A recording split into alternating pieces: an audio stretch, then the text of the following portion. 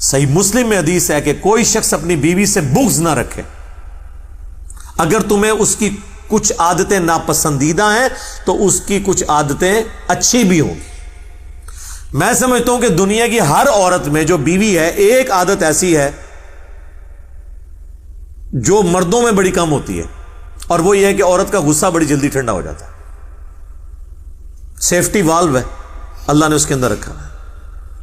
اس time تو لگ رہا ہوتا ہے کہ اگر اس کو طلاق کا اختیار ہو تو مجھے آج ہی فارغ کر دے، لیکن کچھ عرصے کے بعد وہ بالکل ٹھیک ہو جاتی ہے۔ یہ اس کی نیچر ہے۔ یہ اتنی بڑی خوبی ہے جو مرد کے اندر بہت کم پائی جاتی ہے۔ مرد اپنے صبر کی وجہ سے معاملات کو لے کے چلتا ہے، لیکن عورت جو ہے وہ اتنی جذباتی نیچر کی ہے کہ وہ تو اس وقت فوراً کر گزرے، اس لیے اللہ تعالیٰ نے طلاق کا حق مرد کو دیا ہے، ادروائز تو روزانہ طلاق ہو جائے۔ لیکن دوسری طرف آپ دیکھیں، مرد اپنے دل کے اندر پرانی باتیں بھی غصہ رکھتا ہے، لیکن عورت وہ چیزوں کو وقت کے ساتھ بھلا دیتی۔ اب کوئی پھپے کوٹنی عورت ہے نا، اس کا تو علاج نہیں ہے۔ آپ کہنا جی فلانی جڑی ہے وہ تو توبہ توبہ، وہ تو واقعی وہ تو پھر 1000 مرتبے بھی بھاری ہوتی ہیں ایسی عورتیں، لیکن زیادہ تر ایسا نہیں ہوتا۔ زیادہ تر عورتیں اپنے خاوندوں کے ساتھ مخلص ہوتی ہیں اور کمپرومائز کرتی ہیں۔ تو اس لیے اللہ تبارک و تعالیٰ نے یعنی عورتوں کے ساتھ بغض رکھنے سے منع فرمایا۔ نبی صلی اللہ علیہ وسلم فرما رہے ہیں کہ اگر آتے کچھ ہوں گی ان کی بری تو اچھی بھی ہوں گی، ان کو یاد کر لو۔ بخاری مسلم دونوں میں حدیث ہے کہ عورت کے ساتھ، اپنی بیوی کے ساتھ ہمیشہ خیر و بھلائی سے پیش آتے رہو۔ لو جی، کیٹاگوریکل حکم ہے،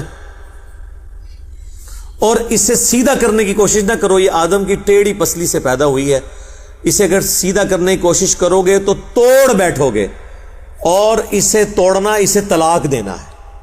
اس سے نفع حاصل کرو اور ہمیشہ خیر و بھلائی سے پیش آتے رہو، پازیٹیو اینڈ پہ کھڑے رہو۔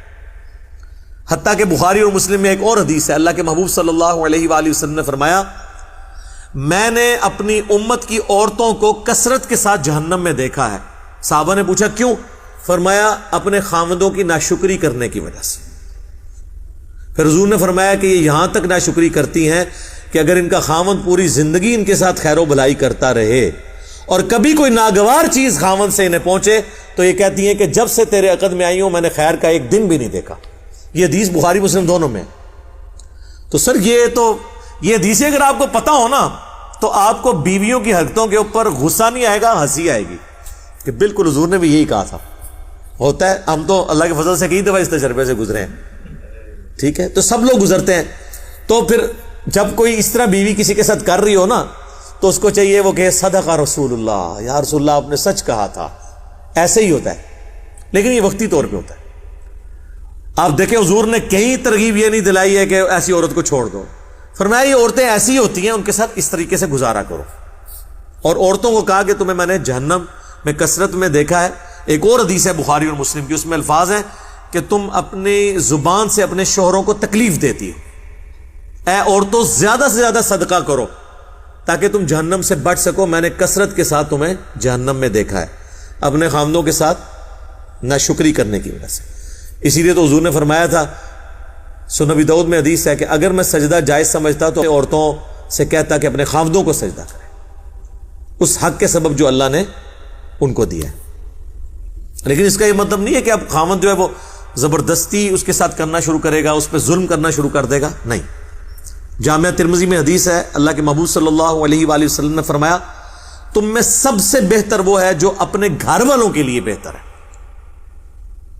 ہم نے تو یہ دیکھا ہے کہ جتنے دنیا میں لوگ با اخلاق ہیں نا، مشہور ہیں کہ جی کیا اخلاق ہے، گھر میں اتنے بڑے وہ کتا نیچر کے لوگ بنے ہوتے ہیں، یعنی کتے سے بھی زیادہ ان کی زبان سخت ہوتی ہے۔ میرے لیے باہر جتنی سن کے آتے ہیں نا، وہاں لوگوں کے سامنے رکھ رکھا انہوں نے رکھا ہوتا ہے، لوگ ہماری تعریف کرتے رہے، اور سارا باہر والوں کا غصہ آ کے بیوی بچوں پہ نکالتے ہیں۔ یہ کوئی کمال نہیں ہے۔ کمال یہ ہے کہ آپ اپنے گھر والوں کے لیے ٹالرنس شو کریں۔